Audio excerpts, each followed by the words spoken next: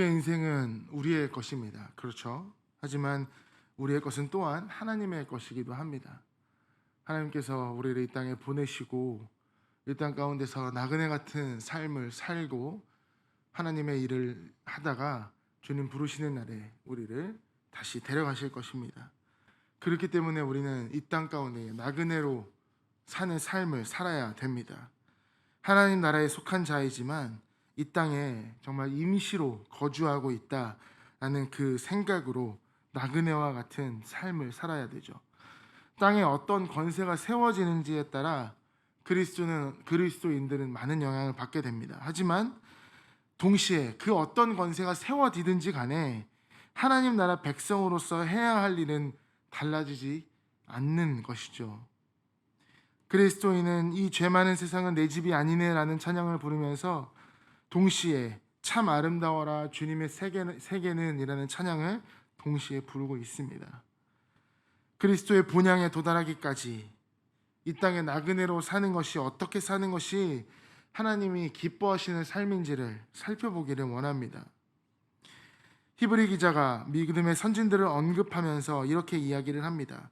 이 사람들은 땅에서의 외국인과 나그네임을 증언하였으니 그들이 이같이 말하는 것은 자기들이 본향 찾는 자임을 나타냅니다. 그들과 같은 믿음을 예수 그리스도 안에 가진 그리스도인들은 이 땅의 외국인과 같은 또 나그네인과 같은 삶을 증언하며 살아가야 합니다. 본향 찾는 자임을 나타내는 삶을 살아야 된다는 것이죠. 어떤 삶이 어떻게 사는 것이 그 나그네의 삶에 합당한 인생의 일입니까? 11절에 보시면 사랑하는 자들아 거류민과 나그네 같은 너희를 권하노니 영혼을 거슬러 싸우는 육체의 정욕을 제어하라 말씀하십니다. 첫 번째로는 자신의 정체성을 분명하게 해야 된다는 거죠. 베드로는 베드로의 전설을 통하여서 소아시아 성도들을 나그네와 같은 사람들 너희라고 부릅니다. 거류민은 무엇입니까? 자기 나라가 아닌 곳에 사는 사람이죠. 또 자기 집이 아닌 곳에 사는 사람을 가리킵니다. 나그네는 무엇입니까? 계속해서 떠돌아다니는 사람이죠. 행인입니다.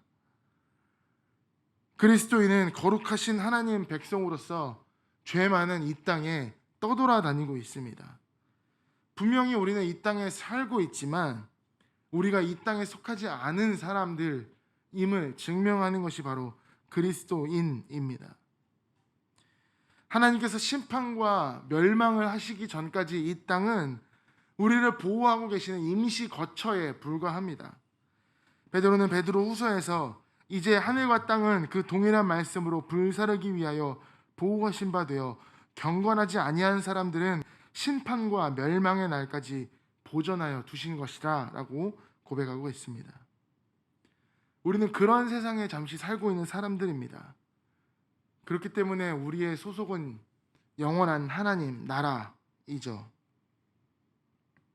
우리는 우리의 정체성을 기억하면서 살아가고 계십니까? 나그네와 거류민 같은 삶을 살고 있냐라는 질문입니다. 이것이 우리가 나그네 같은 삶을 사는 첫 걸음이죠.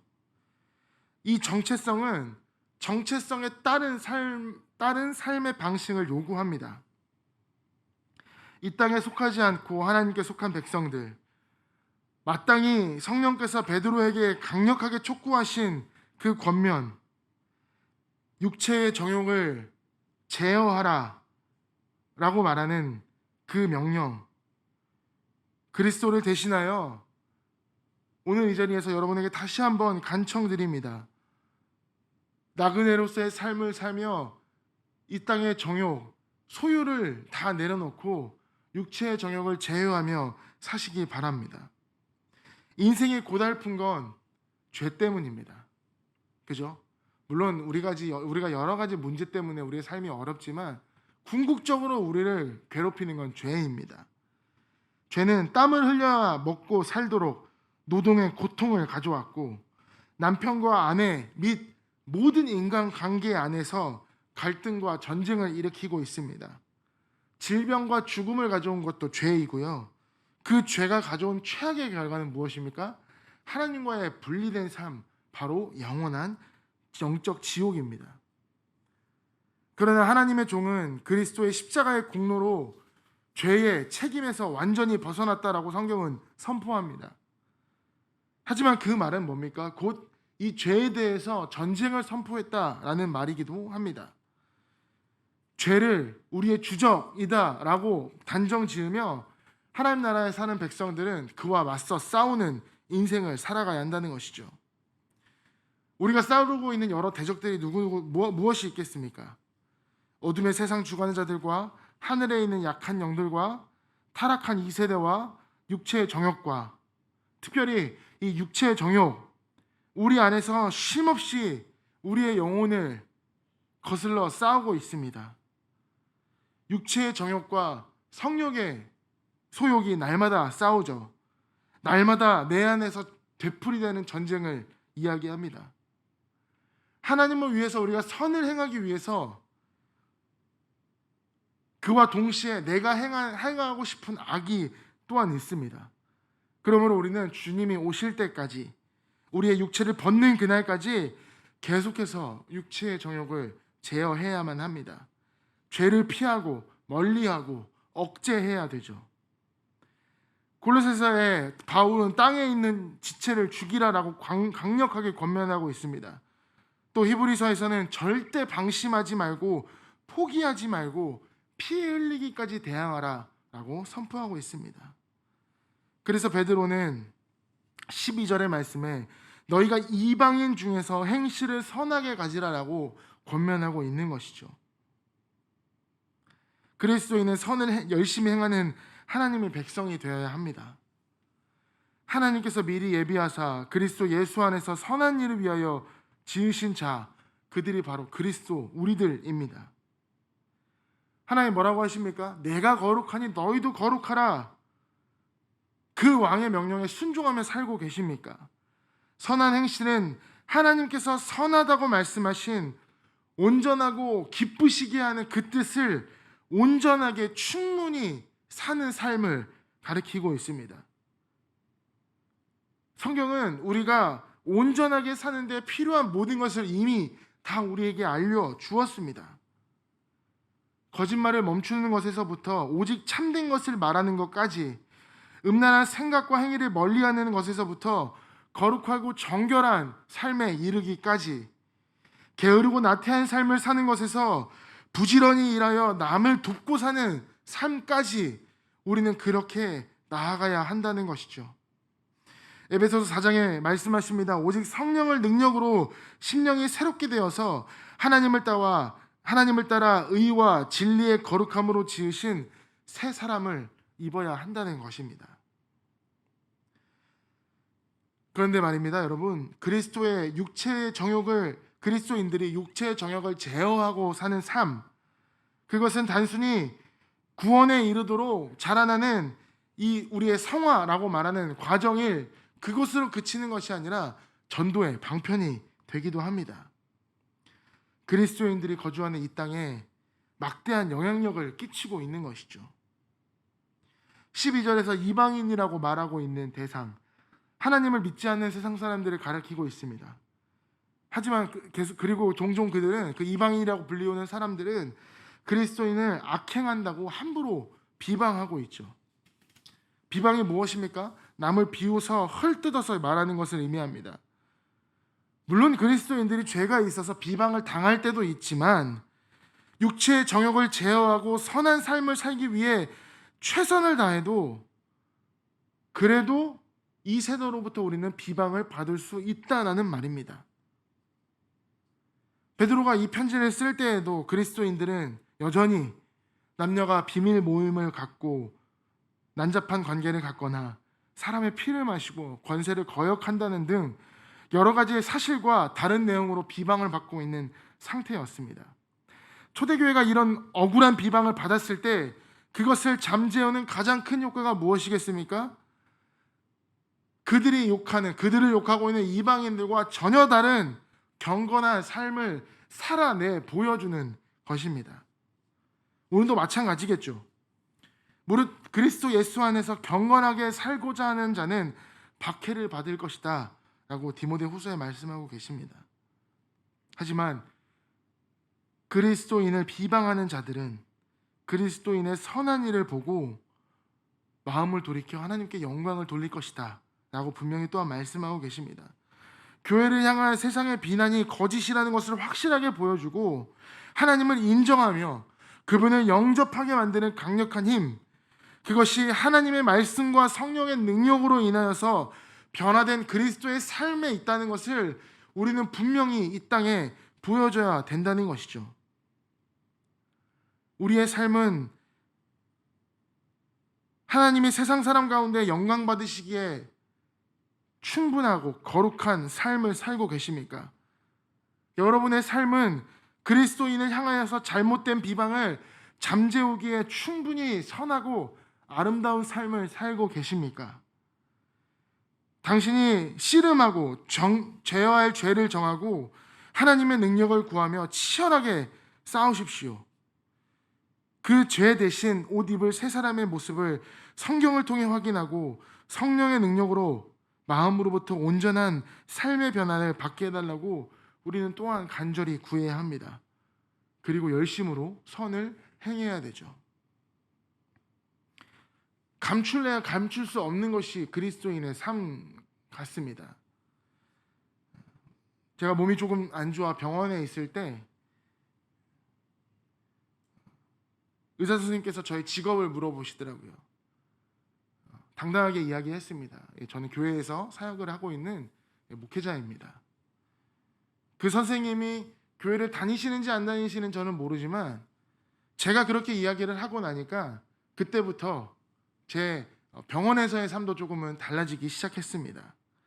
그리고 제가 진료를 받으러 들어가면 가장 먼저 하시는 말씀이 환자분 직업이 목사님이시죠? 라고 먼저 건넵니다.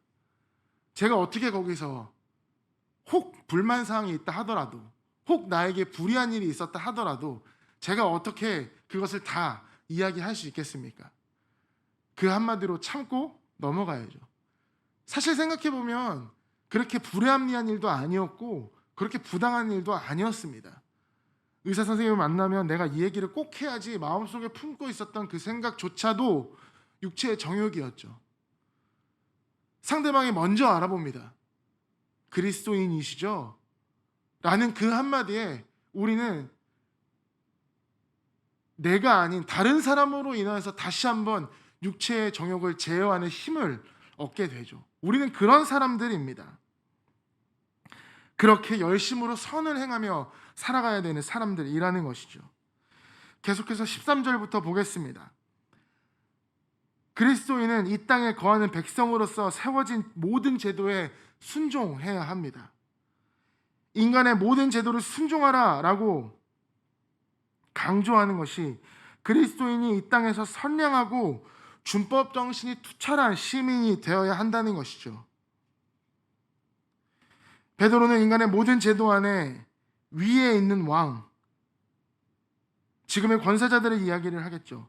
그가 보낸 총독을 예로 제시하면서 로마서 13장 3절 4절에 나오는 것처럼 권세는 기본적으로 악행하는 자를 징벌하고 선행하는 자를 포상하기 위해서 존재를 하며 그렇게 함으로써 사회를 존속하고 질서를 유지하는 순기능을 갖게 된다라고 이야기를 합니다. 그렇지 않습니까? 우리가 알고 있는 모든 제도는 1차적인 목적은 우리의 삶을 도와주고 우리를 돕는 목적으로 세워지는 것이 그 제도들입니다. 이 땅에 거하는 거류민으로서 나그네로서 하늘에 속해 있다는 이유로 사람이 만든 제도들에 대해서 무시하거나 권세를 부려서는 안 된다는 것이죠. 하나님의 자녀 백성에게 당신을 위하여 이 땅에게 선량하고 순응하는 백성이 되기를 하나님을 기뻐하시기 때문입니다. 15절 말씀에 그 선행으로 어리석은 사람들의 무식한 망을 막으시는 것이라 라고 되어 있습니다. 어리석은 사람들의 무식한 말을 잠잠해 하는 것이 하나님의 뜻이기 때문이죠. 이 땅 가운데 세워진 제도와 권세에 순종하는 것이 하나님의 뜻이기 때문입니다. 하나님이 그것을 기뻐한다라고 말씀을 하시죠. 그리스도인들은 하나님이 기뻐하는 삶을 살 때에 그것을 통하여서 어리석은 자의 무식한 말들을 하나님께서 막으신다는 것입니다. 이제는 더 이상 말하기도 힘듭니다. 교회가 얼마나 세상 가운데 비방을 받고 있습니까?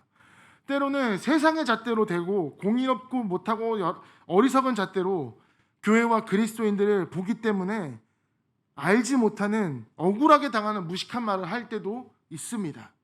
하지만 많은 경우 교회가 세상의 제도와 권세를 부정하고 법에 벗어난, 상식을 벗어난 그런 일을 자행하기 때문에 마땅히 비판을 당할 때도 많다는 것이죠. 우리의 삶도 마찬가지입니다. 그 교회를 구성하는 지체들의 삶도 마찬가지입니다. 다니엘을 보십시오. 다니엘을 시기했던 어리석은 고관들이 무식하게 다니엘을 비방하며 고발하려고 증거를 찾으려 했지만 성경은 이렇게 다니엘을 변호하고 있습니다. 다니엘서 6장에 아무 근거, 아무 허물도 찾지 못하였으니 이는 그가 충성되어 아무 그릇됨도 없고 아무 허물도 없었음이더라.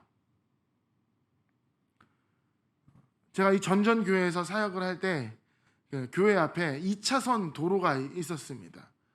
그리고 2차선 도로 건너편에 마켓이나 이런 것들이 주로 분포했었기 때문에 저희들은 급하면 그 가까운 마트에 가서 뭐 필요한 물건을 사거나 그럴 때가 많이 있었죠. 교회에서 문을 열고 나오면 마트는 거의 바로 정면에 있습니다.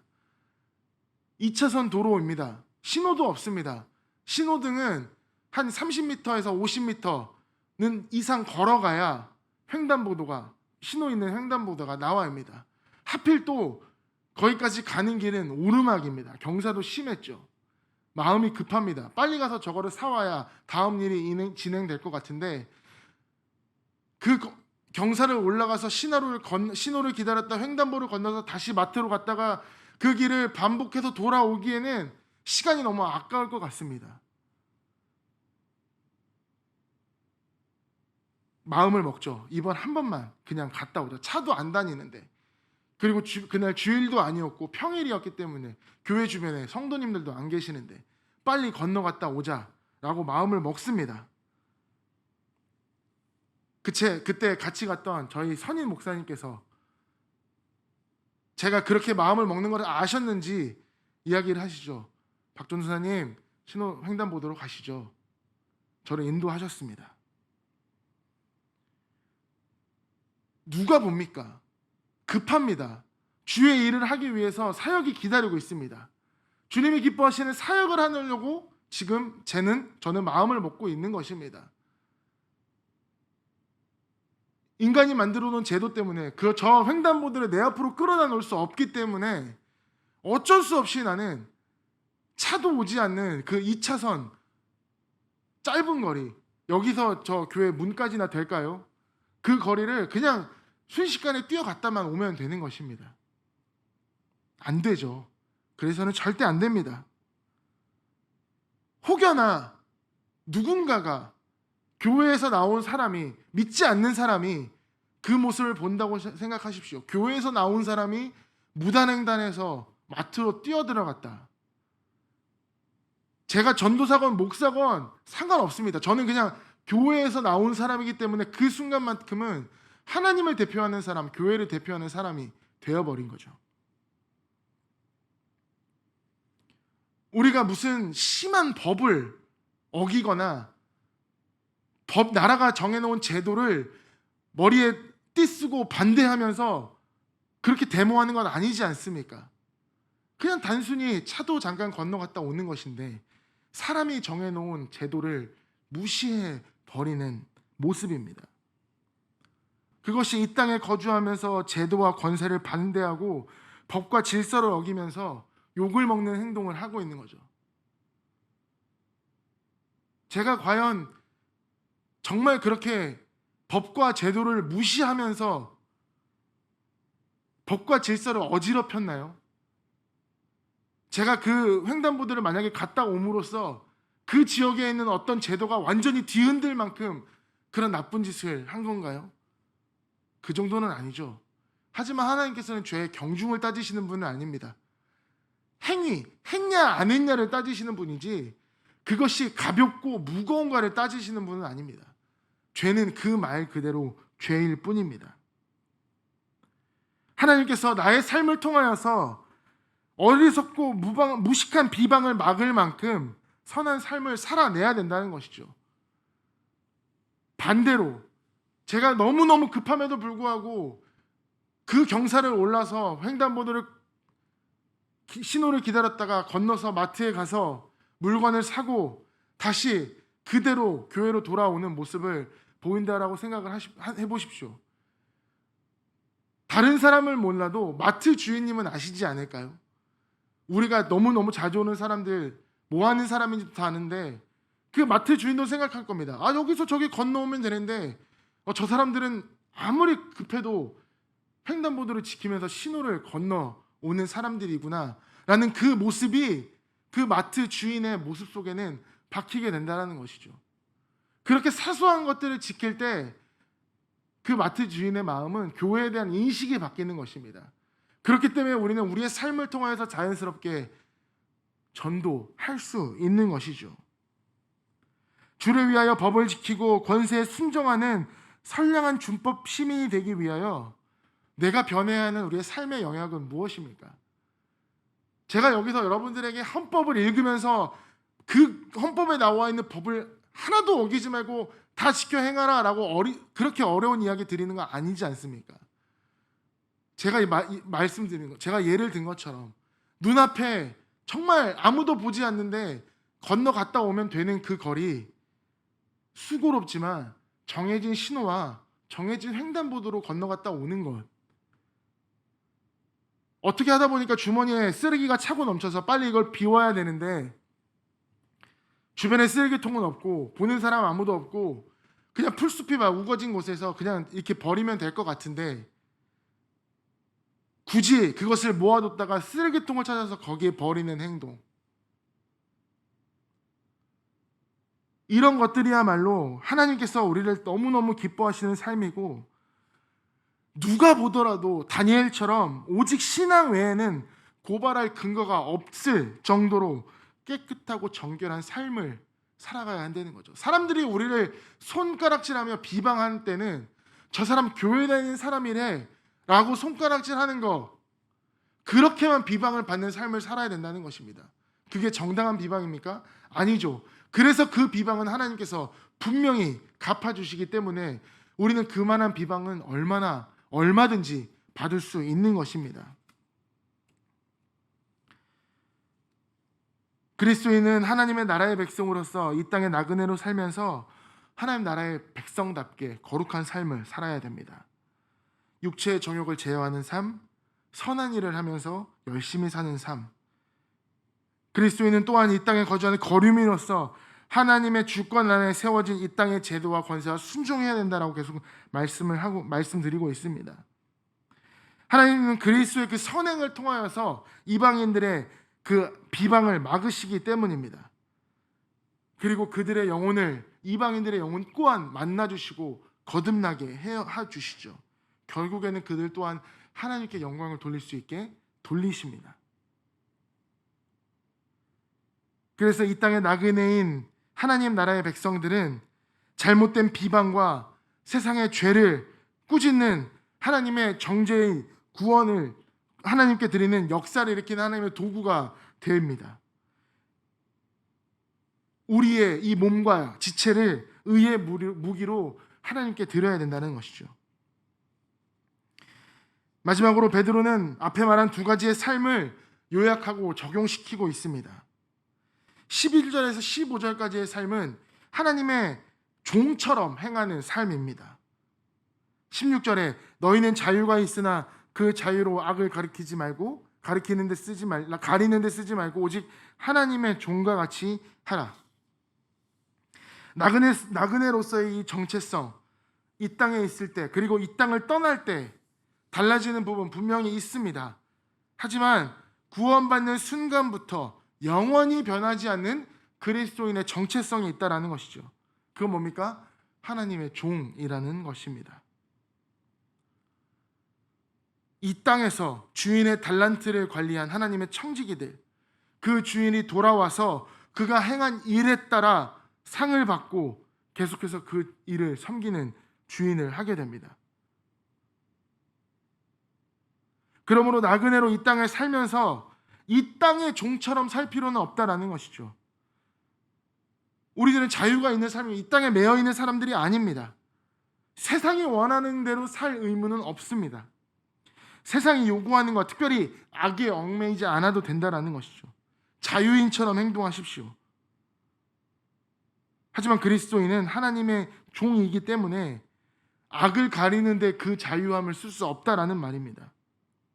하나님의 종된 그리스도인이 악에서 완전히 자유로울 수는 있지만 하나님에게선 절대로 자유로울 수가 없습니다. 다른 말로 하면 그리스도인들은 철저히 악에서부터 자유로워져야 하고 철저하게 하나님에게로 종속되어야 한다는 것이죠. 17절, 악한 세상에서 자유롭고 하나님께 종속된 삶의 구체적인 모습이 17절에 나옵니다. 그리스도의 수직적인 관계와 수평적인 관계를 모두 나타내는 구절이죠. 무사람을 공경하며 형제를 사랑하며 하나님을 두려워하며 왕을 존대하라. 네 가지 대상이 언급이 되고 있습니다. 먼저 하나님을 주목해야 됩니다. 하나님을 두려워해야 되죠. 경외해야 되죠. 다른 말로 하면 사랑해야 된다는 것입니다. 이것이 그리스도인과 하나님과의 이 수직적인 관계를 마땅히 가져야 할 삶의 태도를 보여주고 있습니다. 왜냐하면 우리가 하나님을 사랑하는 이유가 뭡니까? 그분이 우리를 먼저 사랑하셔서 아들을 이 땅에 보내셨기 때문에 우리가 아직 죄인 되었을 때에 그리스도께서 우리를 위하여 죽으심으로 하나님께서 우리에 대한 자기의 사랑을 확증하셨다라고 말씀하고 있습니다. 그 사랑으로 인해 자발적으로 그리스도인 종이 된 그리스도인들, 하나님의 마음과 뜻과 힘을 당해서 사랑해야 한다는 것이죠. 경외해야 한다는 것입니다. 두려워해야 한다는 것입니다. 그분이 기뻐하시는 대로만 우리의 삶을 살기 원합니다. 그래서 그리스도인들은 하나님이 기뻐하시는 뜻대로 수평적 관계 속에서 행해야 됩니다. 먼저 그리스도인들은 무사람, 모든 사람이죠. 모든 사람을 공경합니다. 하나님의 형상대로 지음받았기 때문이죠. 그리고 그리스도인은 왕을 존대해야 합니다. 하나님이 그들을 세우셨기 때문이고 존경할 자를 존경하는 것이 그분이 기뻐하시는 일이기 때문입니다. 어린이날을 지정한 이유 들으시지 않습니까? 어린이를 어른처럼 공경하고 대하기 위해서. 어린아이가 나에게 오는 것을 막지 말라라고 말씀하신 그 예수님의 말씀처럼 우리가 어린아이들을 존대하고 하나님의 사랑하실 그 어린아이들을 품고 나아가는 일, 그것이 기뻐하는 일이기 때문에 우리는 어린이날을 단순히 어린이 때문에 어른들도 쉴 수 있는 빨간 날이 아니라 그렇게 어린이를 생각하며 하나님을 생각하며 어린이들을 사랑해야 되는 그 날로 지켜야 됩니다. 그리스도인은 그렇게 형제자매를 사랑하는 사람들이죠. 하나님 아버지를 진실로 사랑하는 자, 그렇기 때문에 하나님이 사랑하시는 형제자매를 사랑하지 않을 수 없다라는 것입니다. 요한일서의 사도 요한은 누구든지 하나님을 사랑하노라 하고 그 형제를 미워하면 이는 거짓말하는 자니 보는 바 그 형제를 사랑하지 아니하는 자는 보지 못하는 바 하나님을 사랑할 수 없느니라. 부모님보다 사실은 형제 자매 관계에서 갈등이 더 많이 생깁니다.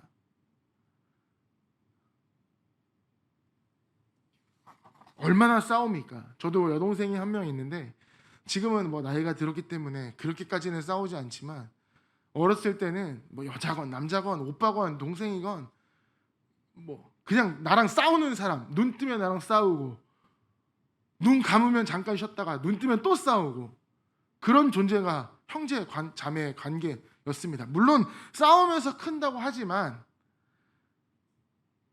그 싸움이 깊어지면 돌아올 수 없는 강을 건너게 되죠. 어렸을 때는 자기의 욕심을 앞세워서 싸운다고 쳐봅시다. 사춘기가 지나면서 생각이 깊어지고 마음이 정리가 되고 몸과 마음이 자람에 따라 그 자매를, 그 형제를 존귀하게 여길 줄 아는 마음이 생겨야죠. 제 동생은 저한테 그런 마음이 있는지는 모르겠습니다만 우리는 형제자매를 그렇게 대해야 된다는 것입니다. 잠시 이 땅의 나그네로서 영원한 하나님의 종으로서 악을 멀리하고 선을 열심히 행하는 것, 그리고 그리스도인이 맺고 있는 그 관계 가운데에 분명하게 정체성을 드러내야 되는 것, 누구도 무시하지 말고 업신여기지 말며 하나님의 형상대로 지음받은 사람을 존경하고 사랑하는 것, 세워진 권세를 비방하지 말고 욕하지 말고 하나님께서 세우신 그 권세자들에게 복종하고 존중하는 것, 형제자매를 미워하고 판단하지 말고 뜨겁게 끝까지 사랑하는 것, 보이지 않는 하나님을 간과하고 자유롭게 악을 행하며 살지 않는 것, 믿음으로 하나님 앞에 온전한 삶을 사는 것.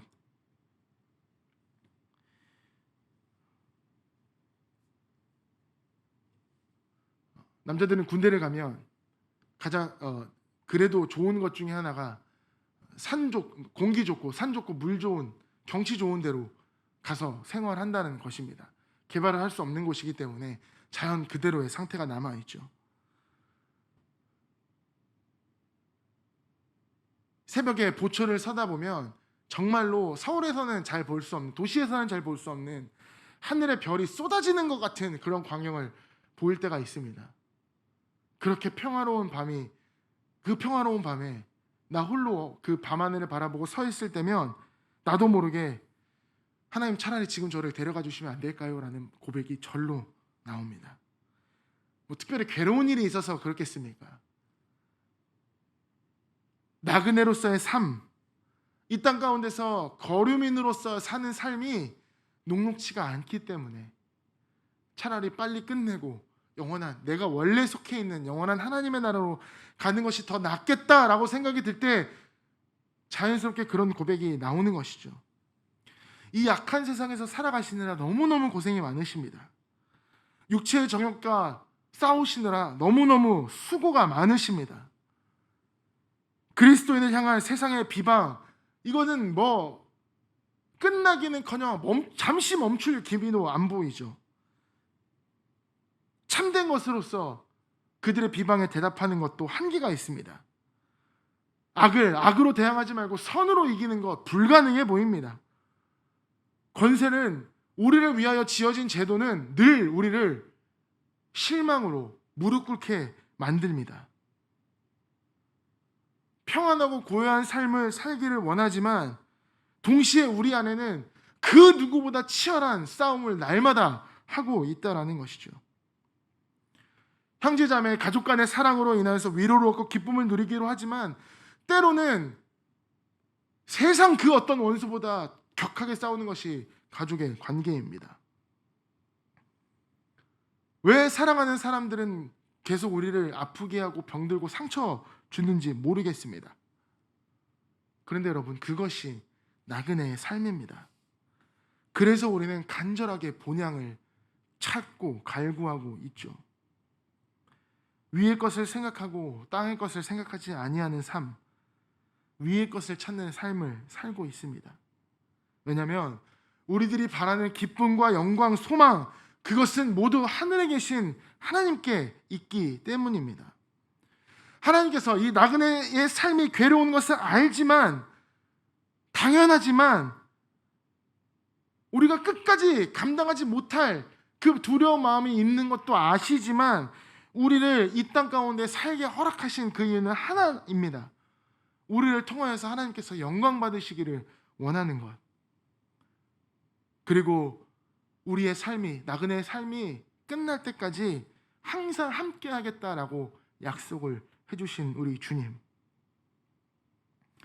주님께서 진실로 속히 오리라 라고 약속을 하셨고, 날마다 우리는 마라나타, 아멘, 주여, 주 예수여 어서 오시옵소서라고 고백을 하며 살고 있습니다. 그렇게 이 땅과는 다른 거룩한 행실과 경건함으로 하나님의 날이 온전하게 이르기를, 임하기를 간절히 바라고 원하는 삶을, 하루하루의 삶을 사시기를 주님의 이름으로 축원합니다.